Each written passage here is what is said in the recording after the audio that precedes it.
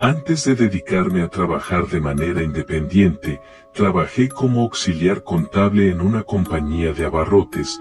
Durante ese tiempo conocí a mi esposo, con el cual tengo un hijo. Jamás me imaginé encontrar a mi pareja gracias a mi profesión. Mi labor era de oficina y socializar no es una virtud mía. Es muy extraño que una auxiliar contable termine casada con un médico forense. Pero en mi país ser amigo de un contador o tener un familiar contador puede ser la salvación de muchos a la hora de estar en buenos términos con el fisco. Así fue que un día una amiga de la universidad me comentó que tenía mucho pedido y no alcanzaba a hacerle la declaración de renta a un cliente. Cuando me comentó la labor, la verdad me pareció una tarea muy fácil, puesto que no había mucho que hacer y así lo conocí. La primera vez que lo vi no me agradó mucho, había un olor muy particular en él. No es por asuntos de aseo, por supuesto que no. Él es muy impecable, pero su trabajo creo que no ayuda mucho.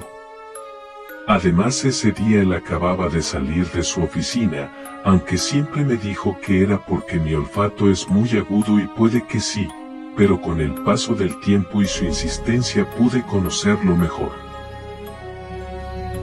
Debo admitir que su profesión al principio me pareció bastante particular, por no decir extraña. Es un hombre con un gran sentido del humor, aunque a veces debo admitir que hay bromas que no soporto. A pesar de eso intento no quedarme atrás y le he jugado una que otra broma pesada como a él le gustan. Pero no todos los momentos han sido risas y bromas. Generalmente quienes trabajan en el área forense tienen muchas historias interesantes que contar. Con todo el respeto que la muerte y el más allá merecen, y yo viviendo tantos años con un forense en la casa conozco varias de ellas, pero ninguna como la que en carne propia viví hace algunos años. Mi hijo tenía 5 añitos, en esa época yo trabajaba medio tiempo, en las tardes iba por el niño al jardín y pasábamos el resto del día en casa hasta que mi esposo llegaba. Un día después de ir por mi pequeño noté que no traía las llaves de la casa. Intenté contactar a mi esposo pero no pude comunicarme con él. Supuse que estaba en medio de un procedimiento y no tenía el celular a la mano. Así que no tuve más remedio que ir a buscarlo al trabajo para pedirle sus llaves. Cuando llegamos fuimos hasta la zona cercana al cuarto frío en donde él realiza las autopsias. Golpeé y uno de sus colegas salió. Le comenté rápidamente que necesitaba a mi esposo. Lo esperamos unos momentos en el corredor hasta que salió y pudimos solucionar el tema de las llaves. En todo eso no tardamos más de 15 minutos y pude irme a casa con mi hijo, quien estuvo todo el tiempo conmigo. Esa misma noche, noté que mi pequeño tenía un olor particular, como a césped, pero pensé que podía ser causado por haber estado jugando con sus compañeros de clase en el patio, así que no le di mucha importancia. Los días siguientes transcurrieron con normalidad. De pronto mi hijo empezó a contarme sobre un nuevo amigo. Se llamaba Pepe. Decía que le gustaba mucho contar chistes. En un principio pensé que estaba hablando de un niño del jardín, así que no me pareció raro.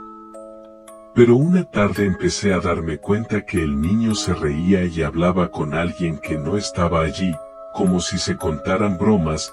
Le pregunté a qué estaba jugando, entonces me contestó que jugaba con Pepe. Traté de preguntarle dónde estaba su amigo y él me señalaba un lugar vacío en el suelo junto a él y sus juguetes. Le pregunté si Pepe salía en alguno de los programas que a él le gustaba ver, pues pensé que era un personaje de alguna caricatura, pero me dijo que no. Me pareció un poco curioso que tuviera un amigo imaginario, pues eso fue lo que pensé que era el nuevo amigo de mi hijo.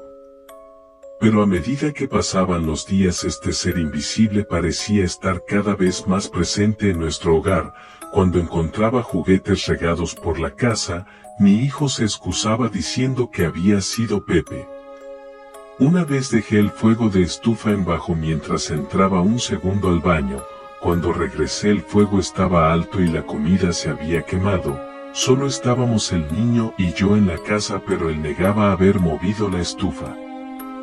En otra ocasión, mientras los tres estábamos cenando, mi hijo nos preguntó qué día había nacido porque su amigo quería saber el día de su cumpleaños. Lo extraño fue que en ese momento nos contó que el cumpleaños de Pepe supuestamente era la otra semana y cumpliría 75 años. En ese momento mi esposo y yo nos miramos bastante extrañados. No parecía muy usual que un niño pequeño tuviese un amigo imaginario 70 años mayor que él.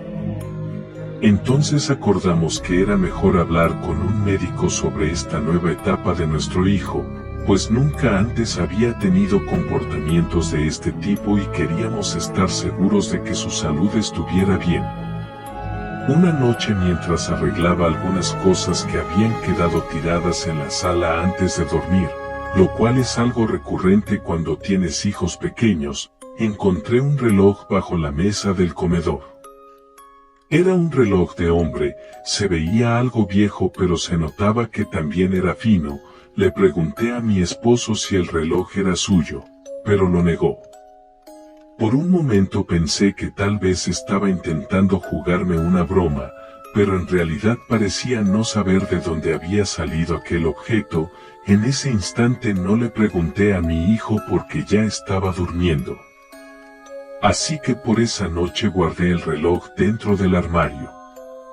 En la mañana siguiente, por alguna razón, no sonó el despertador. Automáticamente me desperté y vi que era muy tarde. Todos corrimos para salir a nuestros deberes. Arreglé lo más rápido que pude al niño, pero esa mañana estaba especialmente inquieto. Decía que no podíamos salir de casa ese día. Le dije que teníamos que salir ya o llegaríamos muy tarde, pero insistía en que no podía. Entonces empezó a gritar y a decir que tenía que ayudar a Pepe, quien estaba muy molesto con él.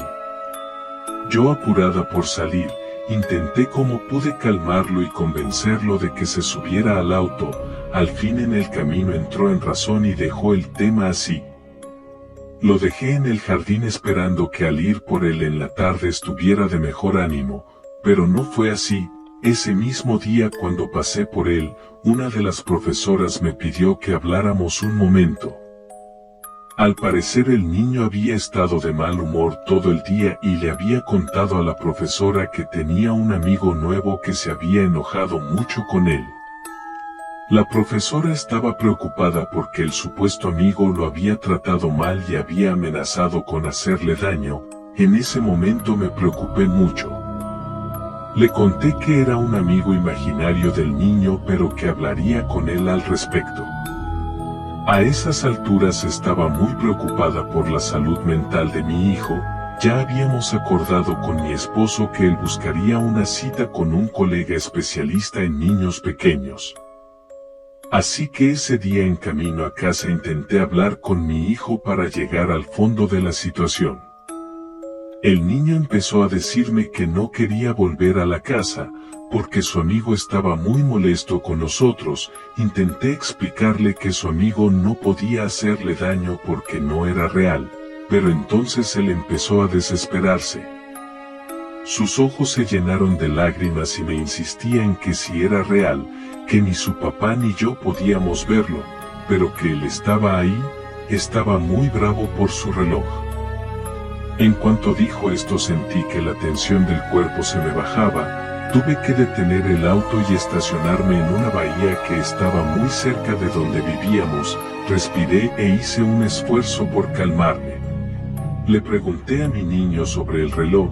Fue entonces cuando me contó que Pepe le había prestado ese reloj el día en que se conocieron. La tarde en la que fuimos al trabajo de su papá, este ser se le había acercado. Había empezado a hablarle y a decirle que podían ser amigos, pero que para poder serlo debía guardar su reloj. Según me contaba mi hijo, ese objeto era muy valioso para su supuesto amigo porque lo había ganado en una apuesta cuando era joven y a partir de ese momento se había vuelto su amuleto de la buena suerte.